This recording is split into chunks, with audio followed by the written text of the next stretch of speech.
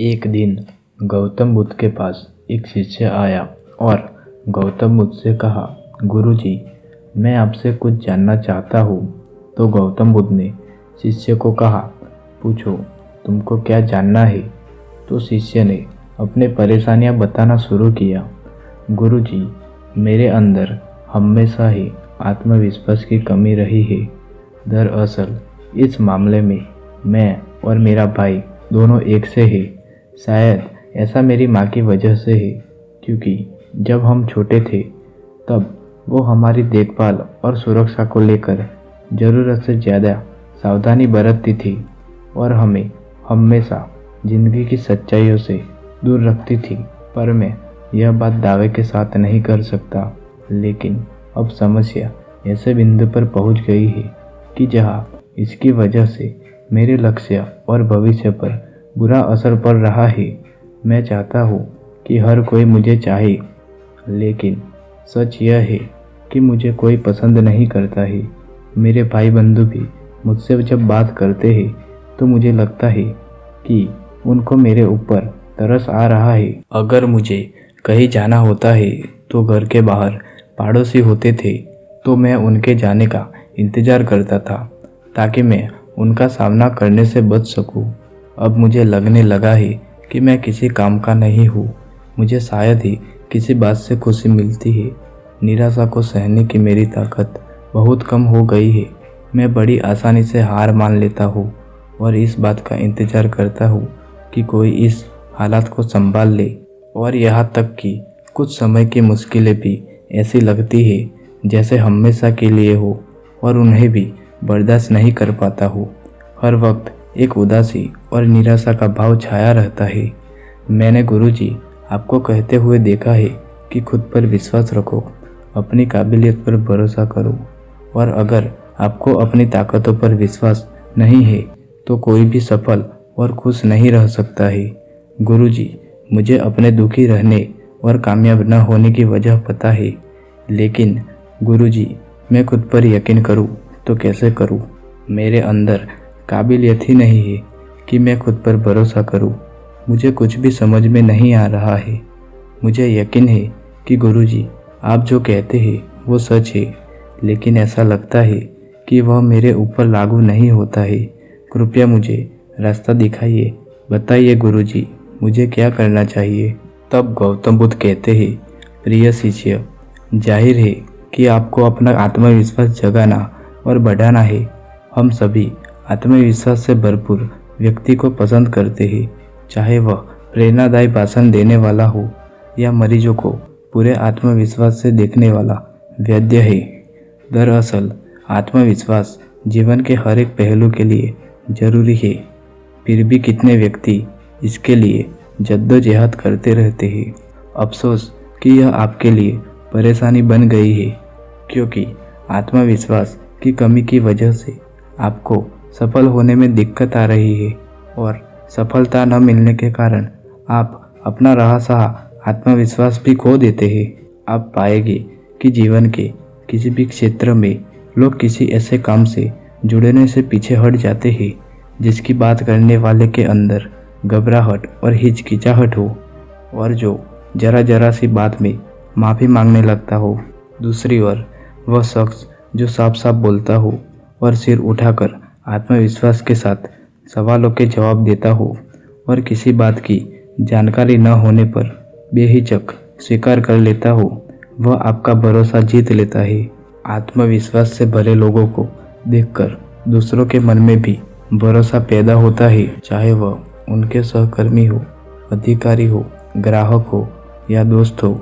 और दूसरों का भरोसा जीतना उन प्रमुख तरीकों में से एक होता है जिनसे आत्मविश्वास से भरा व्यक्ति सफलता हासिल करता है।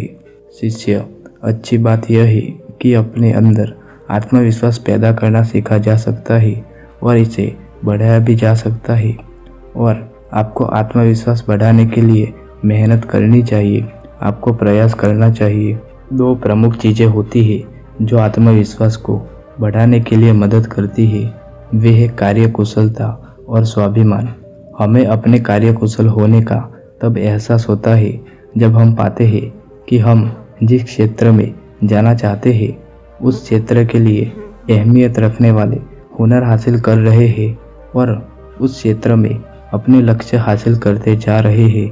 यह इस विश्वास का सवाल है कि अगर हम किसी भी क्षेत्र के लिए जरूरी हुनर सीखेंगे और मेहनत से काम करेंगे तो कामयाब होंगे।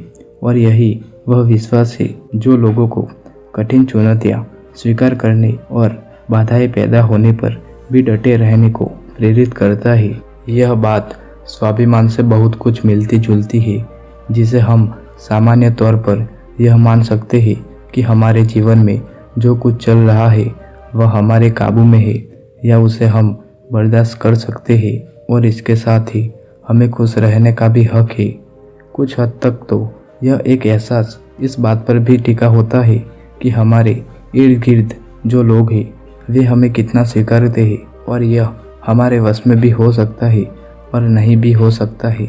इसके साथ ही यह इस पर भी निर्भर करता है कि हम अच्छे व्यवहार और भलाई के रास्ते पर चलते हुए जो कुछ करते हैं उसे करने में हम कितने सक्षम हैं और अगर हम ठान लें तो हम दूसरों से भी आगे निकल सकते हैं। गौतम बुद्ध ने अपने शिष्य को कहानी सुनाते हुए कहा कि एक विद्यालय में गुरुजी ने 5 लड़कों को एक कार्य करने को कहा और उन 5 लड़कों को अलग अलग कार्य करने के लिए सबको उनका काम बता दिया। एक लड़के को सामान के लिए बोल दिया, दूसरे लड़के को चित्र बनाने के लिए बोल दिया, तीसरे लड़के को मशीन बनाने के लिए बोल दिया और चौथे लड़के को उस काम के लिए जो मदद चाहिए उसे करने के लिए कह दिया और 5वें लड़के को उन्होंने लीडर बना दिया था।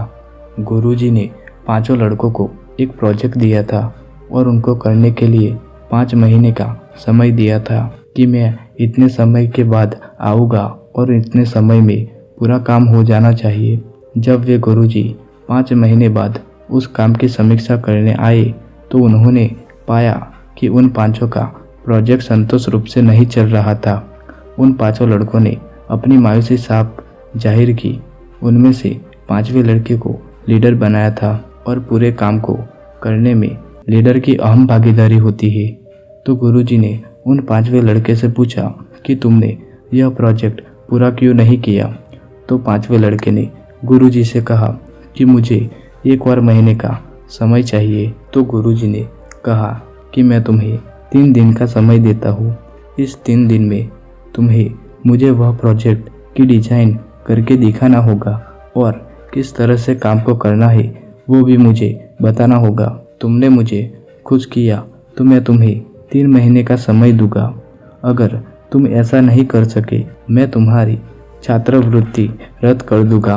5वें लड़के को जिंदगी में ऐसा झटका नहीं लगा था क्योंकि छात्रवृत्ति से ही उसकी ज़िंदगी चलती रहती थी। उसके बिना वह खाने का खर्चा भी नहीं उठा सकता था। गुरुजी ने दिए गए 3 दिन में काम पूरा करने के सिवा अब कोई चारा नहीं था।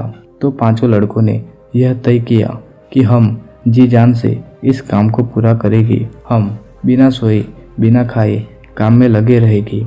और उन 5 लड़कों ने छुट्टी के दिन भी 1 घंटे का समय लिया था। वे 5 पूरे 24 घंटे अपने प्रोजेक्ट में लग गए। एक दिन 5वें लड़के के पास कोई आया और उसने देखा तो वो गुरुजी थे।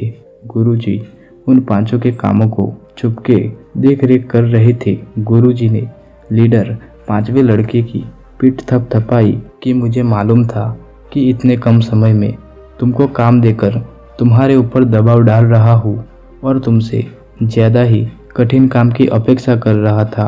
गुरुजी ने उन 5 को महीने भर का काम देने के बजाय उन्होंने 3 दिन का काम तय कर दिया था। नियत समय में काम को पूरा करने के दबाव में वे 5 लड़के सफलता की ओर ज़्यादा तेजी से बढ़े जो बीते महीनों में उनसे दूर होती जा रही थी। वे प्रोजेक्ट पर काम करते हुए सबके अंदर और वो 5वां लड़का जो लीडर बना था उसको अपने काम करते हुए उसके अंदर बुनियादी काबिलियत पैदा हुई और अपने साथ काम करने वालों के साथ मिलजुल कर चलने की समझ भी उसको आ गई थी। इन अनुभव से यह सबक मिलता है कि आप अपना आत्मविश्वास बढ़ाने का काम इन 4 कदमों से पूरा कर सकते हैं।